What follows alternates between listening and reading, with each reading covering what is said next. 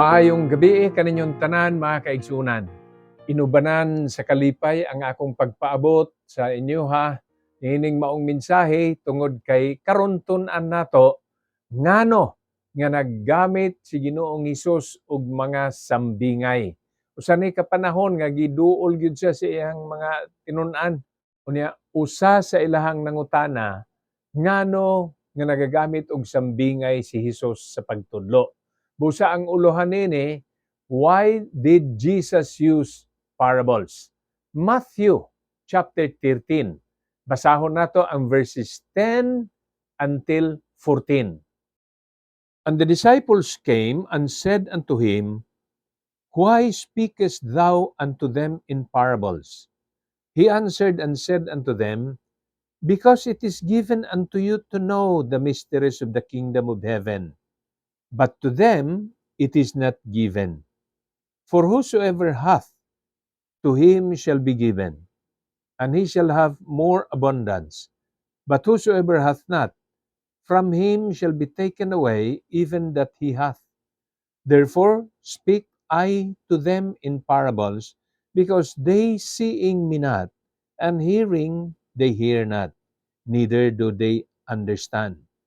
And in them is fulfilled the prophecy of Isaiah, which saith, By hearing ye shall hear, and ye shall understand, and seeing ye shall see, and shall not perceive. Ang Dios magapanalangin sa mga pulong nga atong gibasa.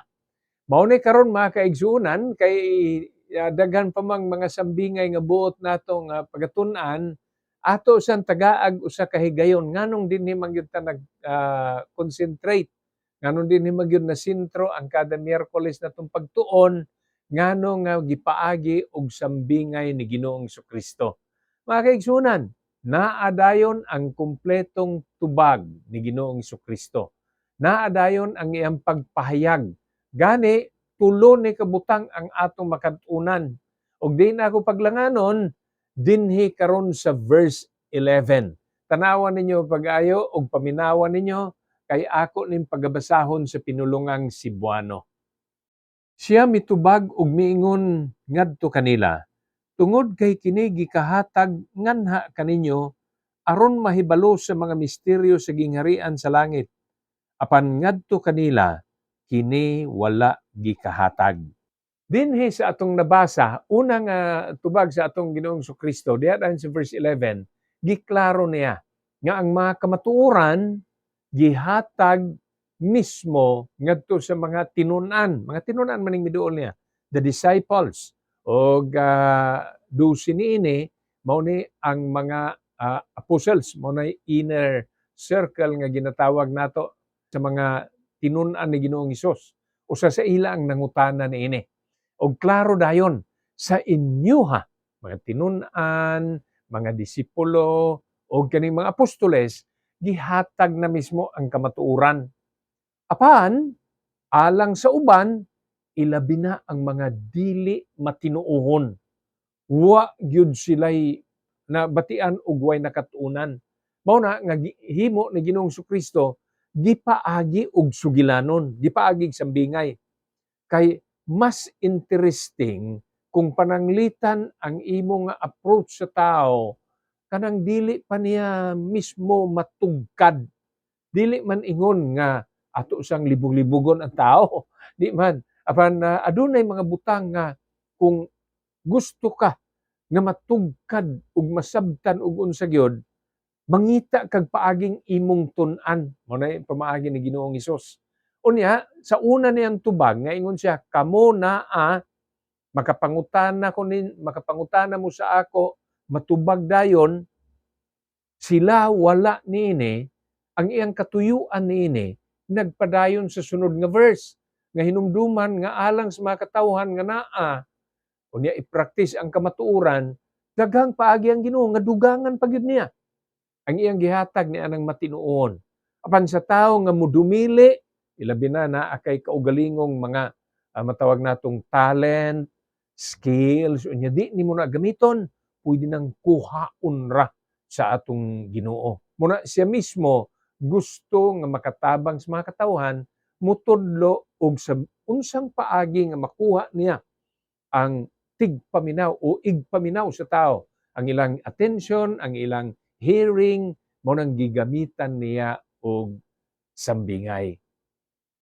Verse 13, busa nagasulti ako ngadto kanila diha sa mga sambingay tungod kay sila nagatan-aw wala nakakita ug naminaw sila wala nakadungog ni nakahimo sila pagsabot. Sa laing bahin mga kaigsuonan, may mga tao sab nga pwede nang makadungog apan wa naghatag og bili, wa naghatag importansya. Naay tao nga nakakita na pero dili gyud matinuohon ug pwede nga makuha nimo ang ilang atensyon kung pananglitan naa kay mga pulong nga isulti nila nga makakuha mismo sa ilahang pagpaminaw o igpaminaw. Unya buot nilang tugkaron unsa ang kamatuoran. Munay unang tubag ni Ginoong Hesus. Ikaduha nga tubag ni Hesus ngano nagamit siya sambingay, makita kini nato mga kaigsuonan sa verse 14. Naay mga propesiya. Og ang propesiya sa Dios kanang gisulti ng daan wa panatabo kinahanglang mangyud nang mamatuman. Ingon dinhi sa verse 14. Ug diha kanila natuman ang propesiya ni Isaias nga nagaingon pinaagi sa pagpaminaw kamo makadungog ug dili makasabot ug sa pagtan-aw kamo makakita ug dili makamatikod. Kanang akong gibasa mga kaigsuonan nga ingon siya katumanan sa propesiya ni Isaias makita na sa Isaiah chapter 6 verse 9. Karon ako na sad kining pagbasahon.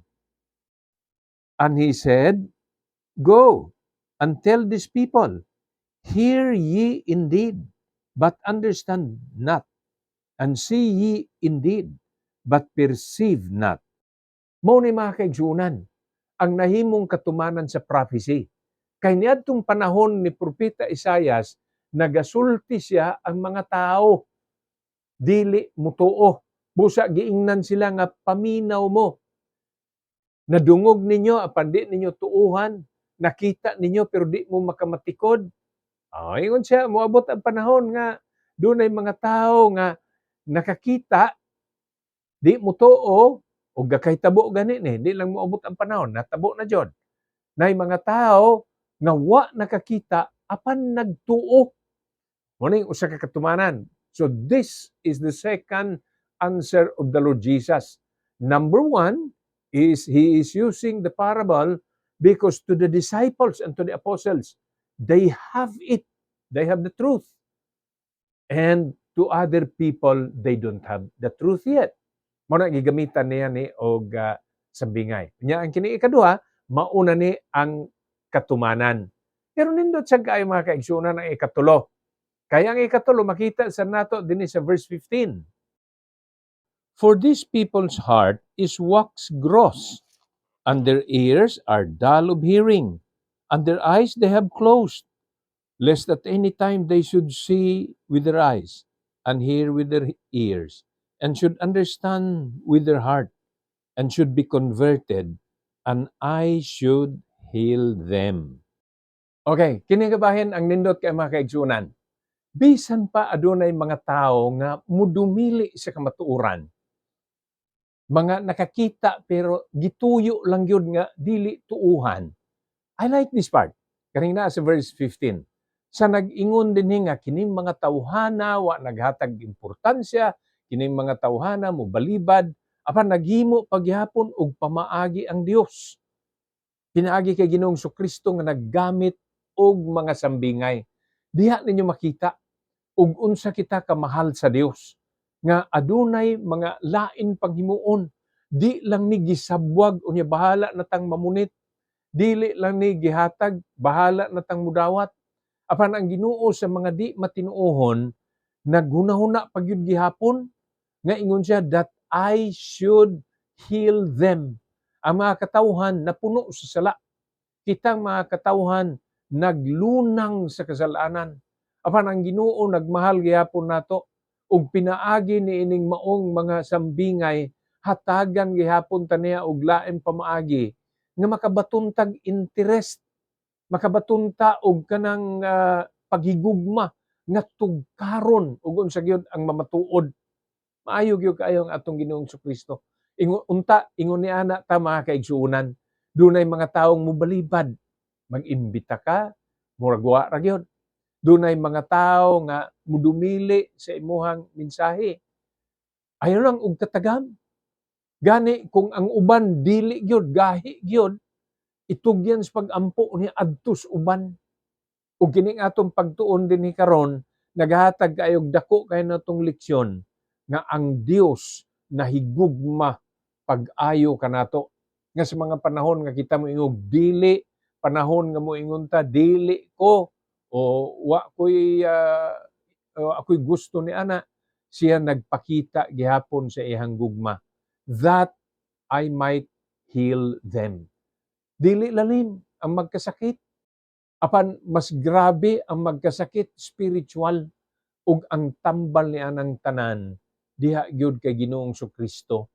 Kay siya nag-ingon sa John chapter 14 verse 6, I am the way, the truth, and the life. No man cometh unto the Father but by me. Ay kalimot igsuon, kung moabot ang panahon makapangutana ka, nganong kinahanglan pa og sambingay? Nakatunan nato dinhi karon nga sa uban gihatag klaro ang kamatuoran, apan sa daghang mga tawo wa pa nila ni nabatunan. Gigamitan og lain paagi sa Ginoo. Unya ang ikaduha niini, iya usab gipaila nga bisag ang mga taong nakabati unya wa lang gyud naghatag importansya, naa gyapon si paghigugma.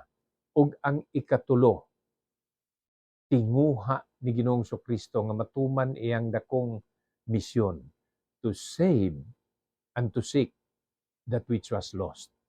Gimahal ikaw sa Dios. Ako nagaampo nga ikaw sa bigsuon makakat-on sa paghatag sa imong pinakamaayo, balik ngadto sa atong Dios. Ang Dios magapanalangin kanatong tanan. To God be the glory and shalom.